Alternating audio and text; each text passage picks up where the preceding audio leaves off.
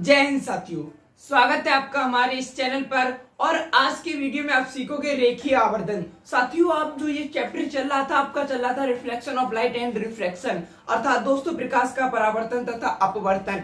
इस चैप्टर में आपने क्या क्या सीख लिया था? आपने सीखा था कि दोस्तों प्रकाश क्या होता है, ये प्रकाश क्या था। फिर इसके बाद आपने देखा था दोस्तों प्रकाश का परावर्तन क्या होता है। देन उसके बाद आपने देखा दोस्तों कि आखिर प्रकाश के परावर्तन के कुछ नियम भी हैं जिनको आपने अच्छे से पढ़ा था। उसके बाद दोस्तों आपने ये भी देखा था कि आखिर ये प्रतिबिंब क्या होता है, क्या प्रतिबिंब एक प्रकार के हैं या दो प्रकार के हैं या अनेक प्रकार के हैं, आपने सब कुछ सीखा था। फिर उसके बाद आपने देखा था दर्पण के बारे में, आखिर ये दर्पण क्या होता है। दर्पण पर आपने दोस्तों प्रतिबिंब का बनना देखा था। और आज हमारा टॉपिक आता है कि आखिर रेखीय आवर्धन क्या होता है। साथियों, ये रेखीय आवर्धन बहुत ही ज्यादा सरल है। अब तक का जो कुछ भी सरल आइटम है वो रेखीय आवर्धन ही है। कितना सरल है देखिए दोस्तों। ये क्या कहना चाह रहे हैं, किसी दर्पण के द्वारा बने प्रतिबिंब की लंबाई तथा वस्तु की लंबाई के अनुपात को रेखीय आवर्धन कहते हैं। समझ रहे हो दोस्तों? फिर से देख लीजिए, किसी दर्पण द्वारा बने प्रतिबिंब की लंबाई तथा वस्तु की लंबाई के अनुपात को रेखीय आवर्धन कहते हैं। मतलब दोस्तों प्रतिबिंब की लंबाई और वस्तु की लंबाई का अगर हम अनुपात निकाल दें उसी को हम रेखीय आवर्धन कहते हैं। एग्जाम्पल ऐसे समझ लीजिए साथियों, जैसे मान लीजिए दोस्तों किसी वस्तु की लंबाई 30 सेंटीमीटर है और उसका प्रतिबिंब बना नहीं दोस्तों, ये मान लीजिए किसी प्रतिबिंब की लंबाई 30 सेंटीमीटर है और उसका वस्तु की लंबाई 45 सेंटीमीटर है। प्रतिबिंब की लंबाई 30 सेंटीमीटर है, वस्तु की लंबाई 45 सेंटीमीटर है। तो दोस्तों अगर हम इनका अनुपात निकालेंगे 15 दूनी 30, 15 तिया 45, 2:3 आ जाएगा।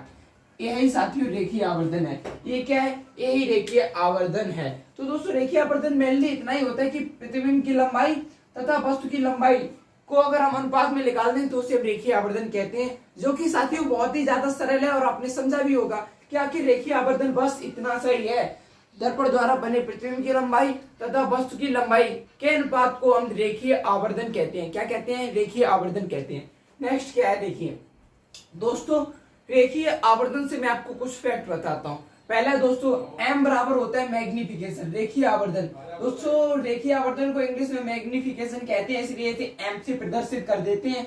और इसलिए इसे मैग्निफिकेशन कहते हैं, क्योंकि रेखीय आवर्धन की इंग्लिश होती है मैग्निफिकेशन।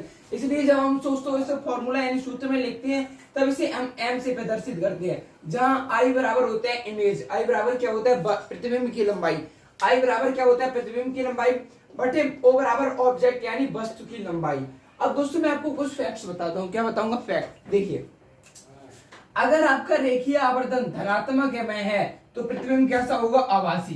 प्रतिबिंब कैसा होगा साथियों? आपको आभासी। जैसे मान लीजिए दोस्तों आपका हमेशा अगर मैग्निफिकेशन बोले तो आपका रेखीय आवर्धन अगर धनात्मक में है तो उसका दोस्तों प्रतिबिंब कैसा बनेगा? आभासी। अब दोस्तों अगर कोई सा भी प्रतिबिंब आभासी है तो वो सदैव कैसा होगा? वो सदैव हमेशा सीधा होगा। कैसा होगा? प्रतिबिंब सीधा। प्रतिबिंब कैसा होगा साथियों? सीधा।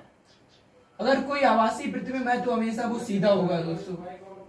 कैसा होगा? सीधा प्रतिबिंब होगा। कैसा होगा? सीधा। अगर दोस्तों आपका m यानी मैग्निफिकेशन यानी रेखीय आवर्धन ऋणात्मक में है तो दोस्तों आपका प्रतिबिंब कैसा होता है? वास्तविक। आपका प्रतिबिंब कैसा होगा? वास्तविक। और जो दोस्तों वास्तविक प्रतिबिंब होते हैं वो कैसे होते हैं? उल्टे। वास्तविक प्रतिबिंब कैसे होते हैं? उल्टे। यानी दोस्तों आप ये भी कह सकते हो जब m आपका धनात्मक है तब प्रतिबिंब आपका सीधा बनेगा, वहीं अगर दोस्तों m आपका ऋणात्मक है तो प्रतिबिंब आपका उल्टा बनेगा। कैसा बनेगा? उल्टा बनेगा। अब साथियों आपने बहुत सी चीजें को देख लिया। अब हम बात करेंगे कि अगर हम क्यों देखें। जैसे पहले आप दर्पण की पहचान कैसे कर रहे थे कि अगर परावर्तक तल उभरा हुआ है या धंसा हुआ है, परावर्तन इधर से हो रहा है या उधर से हो रहा है, तब आप पता कर रहे थे। अब आप दोस्तों कुछ ऐसी चीजों को जानोगे जिससे आप पता कर पाओगे कि ये दर्पण अवतल है, समतल है, उत्तल है, क्या है। तो दोस्तों अब हम वही देखेंगे कि आखिर हम दर्पण की पहचान किस टाइप से करेंगे। तो दोस्तों यहाँ पर जो पढ़ा हुआ है कि दर्पण की पहचान करना, क्या दर्पण की पहचान करना। तो दोस्तों दर्पण की जो पहचान होती है वो दो तरीके से होती है। एक होता है स्पर्श करके। स्पर्श करने का मतलब क्या होता है? छूना। जैसे मान लीजिए ये कोई दर्पण है तो मैं इसे छू के बता सकता हूँ कि क्या ये अवतल दर्पण है, समतल है या उत्तल है। दूसरी कंडीशन क्या होती है दोस्तों? प्रतिबिंब को देखकर। तो पहले हम देखेंगे यदि मतलब कि स्पर्श करके हम प्रतिबिंब को कैसे पहचान सकते हैं। दोस्तों ये क्या कह रहा है? यदि पैमाना दर्पण के सभी भागों में स्पर्श करे तो दर्पण समतल होता है। जैसे ये दोस्तों इसका कहने का मतलब ये है कि आपके पास जो पैमाना है वो दर्पण जितना भी बड़ा है इतना बड़ा, इतना बड़ा, इतना बड़ा, इतना बड़ा, कितना भी बड़ा हो कोई मैटर नहीं रखता। अगर पैमाना साथियों दर्पण के सभी जगहों पर छू रहा है, यानी सभी जगह पे छू रहा है, जैसे मान लीजिए ये दोस्तों आपका समतल दर्पण है, अब पैमाना इसके सभी स्थानों पर छू रहा है, तो ये दोस्तों कौन सा होगा? दर्पण समतल होगा। यानी दोस्तों समतल दर्पण पर पैमाना आपका सभी स्थानों पर छुएगा, ऐसा कोई स्थान नहीं होगा जहां पर छुए ना। तो दोस्तों आपने समझ पाया कि यदि पैमाना दर्पण के सभी भागों में स्पर्श करे तो आपका दर्पण कैसा होता है? समतल होता है। दर्पण कैसा होगा? समतल होगा। सेकंड देखिए, यदि साथियों पैमाना दर्पण के बीच में स्पर्श नहीं करता है, अगर साथियों बीच, जैसे कोई दर्पण है, अगर पैमाना बीच में स्पर्श ना करे परंतु किनारों पर स्पर्श करता है, देखिए यदि पैमाना दर्पण के बीच में स्पर्श नहीं करता परंतु किनारों पर स्पर्श करता है तो वो दर्पण अवतल, अवतल बोले तो कॉनकेव मिरर होता है। कौन सा दोस्तों? Concave mirror. यानी दोस्तों आपने देखा कि हमारे पास एक अवतल दर्पण है, अगर हम इसकी पहचान करेंगे तो हमारा पैमाना बीच में तो नहीं छुएगा, मतलब दर्पण के बीच में तो नहीं छुएगा, लेकिन अगर दोस्तों वही हम पैमाना अगर किनारे पे ले जाएं तो दर्पण पर छुएगा, तो वो दर्पण कौन सा हो जाएगा? अवतल दर्पण हो जाएगा। अब अगर इसका उल्टा कर दे, जस्ट इसी लाइन का उल्टा कर दो, क्या? यदि पैमाना दर्पण के बीच में तो छुए, बीच में तो छुए परंतु किनारों पर ना छुए तो दर्पण कैसा हो जाएगा? कॉन्वेक्स, यानी उत्तल दर्पण हो जाएगा। यानी साथियों इसका अगर आप उल्टा कर दोगे कि अगर बीच में छुएगा तो कौन सा दर्पण होगा? उत्तल। अगर बीच में नहीं छुएगा तो दर्पण होगा अवतल। बहुत बड़ा रॉकेट साइंस नहीं है, समझ में आ जाना चाहिए। अब देखिए, हम देखेंगे कि आखिर प्रतिबिंब को देखकर हम क्या प्रतिबिंब को देखकर क्या हम दर्पण के बारे में जान सकते हैं? तो देखिए पहला क्या है, यदि किसी वस्तु को दर्पण के समीप रखें तो प्रतिबिंब सीधा तथा बराबर बने तो दर्पण कैसा होगा? समतल।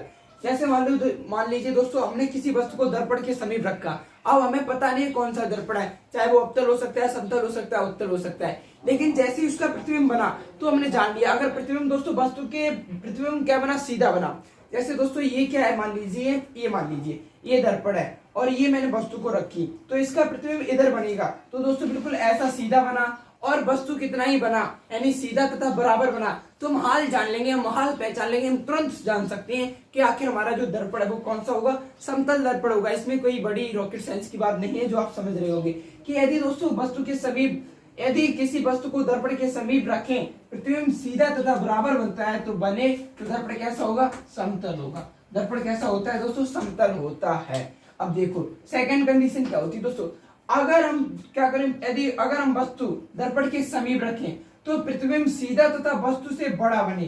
क्या दोस्तों ये क्या कहना चाह रहा है कि अगर हम दर्पण किसी वस्तु को दर्पण के समीप रखें, फिर से देखिए, अगर हम किसी वस्तु को दर्पण के समीप रखें तो प्रतिबिंब सीधा तथा वस्तु से बड़ा बने। जैसे मान लीजिए दोस्तों कोई दर्पण है, हमने उसके समीप वस्तु को रख दिया, प्रतिबिंब सीधा बन रहा है और वस्तु से बड़ा बन रहा है, तो आपका दर्पण कौन सा होता है? अवतल होगा। और वही कंडीशन में अगर हम उस दर्पण से वस्तु को दूर रख दें तो प्रतिबिंब छोटा तथा बड़ा बन रहा है, तो भी आपका दर्पण कौन सा होगा? अवतल ही होगा। फिर से समझिए, ये कहना चाह रहा है अगर दोस्तों किसी वस्तु को आप दर्पण के समीप रखोगे, प्रतिबिंब वस्तु से जब समीप यानी पास रखोगे तो प्रतिबिंब वस्तु से सीधा तथा बड़ा बने, सीधा तथा बड़ा बनेगा तो आपका दर्पण कौन सा होगा? अवतल। वही दूसरी कंडीशन ये भी कह रहा है अगर हम इस वस्तु को दर्पण से दूर ले जाएं तो प्रतिबिंब छोटा या बड़ा बने तो भी दर्पण कौन सा होगा? अवतल ही होगा। कौन सा होगा? अवतल ही होगा। अब देखो दोस्तों, जो आपका उत्तल होगा उसमें आपको बहुत ही ज्यादा आराम रहने वाला है। उत्तल क्या कहता है? प्रत्येक स्थिति के लिए अगर दर्पण, प्रत्येक स्थिति के लिए, यानी अगर हम किसी वस्तु को दर्पण के समीप रखें तथा प्रत्येक स्थिति के लिए प्रतिबिंब वस्तु से छोटा तथा सीधा बने। क्या दोस्तों? प्रतिबिंब वस्तु से छोटा तथा सीधा बने तो वो दर्पण कौन सा होगा? कॉन्वेक्स होता है। यानी दोस्तों उत्तल है, उत्तल दर्पण होता है। क्या दोस्तों? प्रत्येक स्थिति के लिए, यानी दोस्तों चाहे आप उस दर्पण से वस्तु को 1 किलोमीटर दूर रख दो या 5 सेंटीमीटर दूर रखो, अगर वस्तु का प्रतिबिंब वस्तु से कैसा बनना है दोस्तों? छोटा तथा सीधा बनता है तो प्रतिबिंब आपका दर्पण कौन सा होता है? कॉन्वेक्स मिरर, यानी दोस्तों उत्तल दर्पण होता है। अब दोस्तों आपका ये जो सब पढ़ रहे थे आप रिफ्लेक्शन ऑफ लाइट के अकॉर्डिंग पढ़ रहे थे, अर्थात दोस्तों प्रकाश की परावर्तन में यहाँ तक था रेखीय आवर्तन तक, उसके बाद दर्पण की पहचान करना। यानी दोस्तों आपने इस चैप्टर का फर्स्ट स्टेप कंप्लीट कर लिया है। क्या दोस्तों? उसको हम कहते हैं प्रकाश का परावर्तन, यानी रिफ्लेक्शन ऑफ लाइट को आपने पूरा कंप्लीट कर लिया है। अब दोस्तों जो नेक्स्ट वीडियो होगा इसका वो होगा रिफ्लेक्शन ऑफ लाइट, यानी प्रकाश का अपवर्तन। अब आप देखोगे कि दोस्तों प्रकाश का अपवर्तन कहाँ से होगा।